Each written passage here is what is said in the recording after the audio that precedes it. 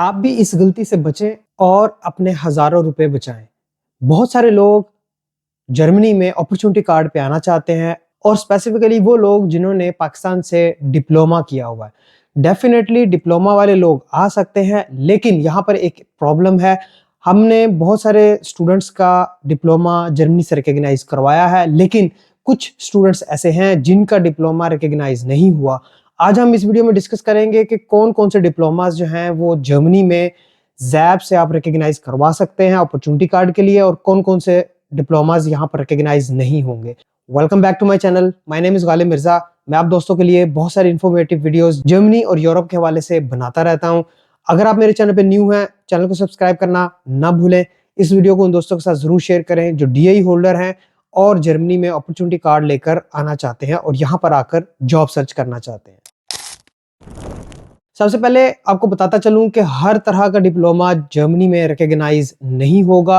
Specifically कुछ चंद diplomas हैं जो यहाँ पर रिकॉग्नाइज होंगे, लेकिन उसमें भी एक इम्पॉर्टेंट फैक्टर ये है जो कि ज़ैप ने अपनी वेबसाइट के ऊपर क्लियरली मेंशन किया हुआ है कि अगर आपका डिप्लोमा आपकी कंट्री से रिकॉग्नाइज है तो ही हम उसको रिकॉग्नाइज करेंगे। अब यहाँ पर पाकिस्तान में बहुत सारे ऐसे इंस्टीट्यूट्स हैं जो गवर्नमेंट इनिशिएटेड हैं बट वो रिकॉग्नाइज्ड नहीं है, तो इसकी वजह से बहुत सारे डिप्लोमास यहाँ पर जर्मनी में रिकॉग्नाइज नहीं है।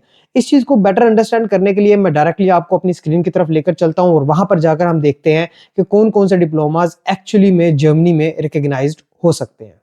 तो यहाँ पर मैं ज़ैप की वेबसाइट के ऊपर हूँ। सबसे पहले हम देखेंगे कि वोकेशनल ट्रेनिंग रिकग्नाइज़ करवाने के लिए आपकी प्रीलिमिनरी रिक्वायरमेंट्स क्या है। सबसे पहले हम चलते हैं वोकेशनल क्वालिफ़िकेशन के ऊपर कि वोकेशनल क्वालिफ़िकेशन जर्मनी की नज़र में एक्चुअल में है क्या। तो सबसे पहले आप इनके मेन पेज के ऊपर, वोकेशनल क्वालिफ़िकेशन के मेन पेज के ऊपर देख सकते हैं कि यहाँ पर उन्होंने क्लियरली मेंशन किया हुआ है कि ZAB will check and clarify the following elements. ये 3 चीज़ें उन्होंने ज़रूर चेक करनी है आपके डिप्लोमा को रिकग्नाइज़ करने के लिए। सबसे पहले, वॉज द ट्रेनिंग कम्प्लीटेड, क्या आपकी वोकेशनल ट्रेनिंग या वोकेशनल क्वालिफिकेशन कंप्लीट हो चुकी है। उसके बाद, is it recognised in your country, क्या ये आपकी कंट्री में रिकग्नाइज है या नहीं है। और तीसरा ये कि is it equivalent to a full time training programme of at least 2 years. तो विच मीन्स कि आपका जो क्वालिफिकेशन है, वोकेशनल क्वालिफिकेशन यानी कि डिप्लोमा, वो कम से कम 2 साल फुल टाइम आपने पढ़ा हो तो फिर आप इस रिक्वायरमेंट को मीट कर सकते हैं।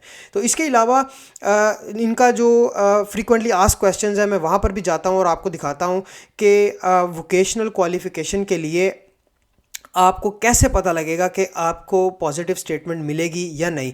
यहाँ पर एक क्वेश्चन है, how do I know if my vocational qualification is recognise. तो यहाँ पर क्लियरली उन्होंने मेंशन किया है कि हम सिर्फ़ और सिर्फ उस डिप्लोमा या उस वोकेशनल ट्रेनिंग या उस वोकेशनल क्वालिफिकेशन की पॉजिटिव स्टेटमेंट दे सकेंगे जो आपकी कंट्री में रिकग्नाइज हो, यानी कि जो कंट्री, जिस कंट्री ने उसे इशू किया है वो कंट्री उसे रिकग्नाइज करती हो। अब यहाँ पर भी बहुत इम्पॉर्टेंट बात यह है कि जो पाकिस्तान है उसके केस में जो रिकग्निशन है वो आप कहाँ से लेते हो। ये जानने से पहले कि कौन कौन से डिग्रीज़ जो हैं वो, या कौन कौन से बोर्ड की इशूड डिग्रीज़ की अप्रूवल आपको पॉजिटिव मिलेगी, मैं आपको पहले दिखाता हूँ कुछ एग्जांपल्स, जिसमें ये आप स्क्रीन पे देख सकते हैं कि एक स्टूडेंट की नेशनल टेक्निकल ट्रेनिंग काउंसिल की तरफ से ये डिप्लोमा डीआई सिविल का इशू किया गया है और जिसको एनटीटीसी बोला जाता है।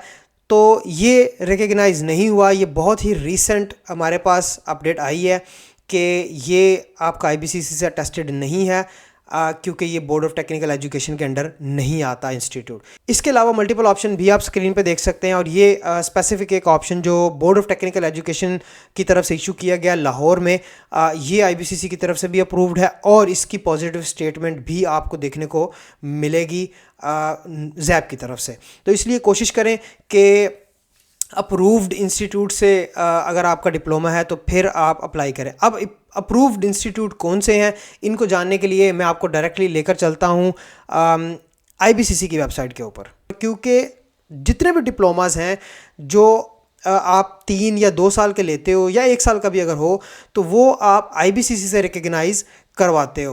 तो यहाँ पर हम सबसे पहले ये चेक करते हैं कि आईबीसीसी कौन कौन सी डिग्रीज़ को अटेस्ट करता है और किस किस इंस्टीट्यूट की डिग्री को या किस किस बोर्ड की डिग्री को अटेस्ट करता है। तो सबसे पहले हम यहाँ पर एक्रेडिटेशन में जाएंगे और रिकग्नाइज्ड क्वालिफिकेशन का सेक्शन है यहाँ पर, वहाँ पर हम चेक करेंगे कि कौन कौन से जो बोर्ड्स हैं और कौन कौन सी क्वालिफ़िकेशन है वो यहाँ पर रिकग्नाइज आईबीसीसी करेगा।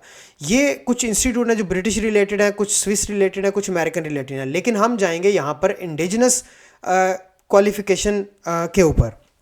यहाँ पर आप देख सकते हैं कि जो बोर्ड और स्कूल्स जो रिकग्नाइज्ड हैं आईबीसीसी की तरफ से वो कौन कौन से। सबसे पहले आर्मी स्कूल है, आर्मी स्कूल तमाम के तमाम रिकग्नाइज्ड हैं आईबीसीसी के की तरफ से। उसके बाद board of intermediate and secondary education, ये फैसलाबाद का भी हो सकता है, लाहौर का भी हो सकता है, पेशावर का हो सकता है। ये तमाम सिटीज़ में अपना अपना जो board of intermediate and secondary education है ये हर सिटी में अपना अपना होगा। तो वो तमाम क्वालिफ़िकेशन भी आईबीसीसी एक्सेप्ट करता है, टेस्ट करता है, जिनमें आपकी इंटर की डिग्रीज़ आती हैं। उसके बाद इंपॉर्टेंट चीज़ है यहाँ पर, ये है board of technical education. Board of technical education हर प्रोविंस का डिफरेंट है।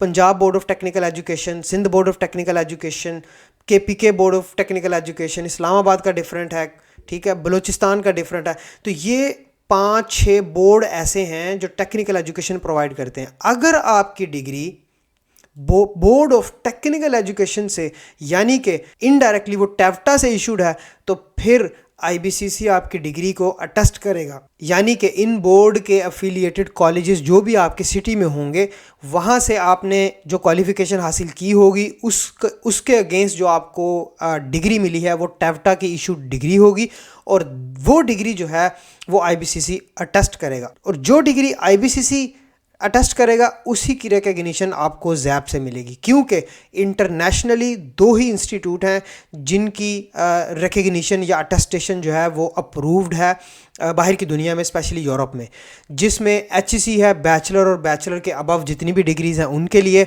और आईबीसीसी जो है वो बैचलर से नीचे की तमाम क्वालिफ़िकेशन जो होती हैं उनको अटेस्ट करने में।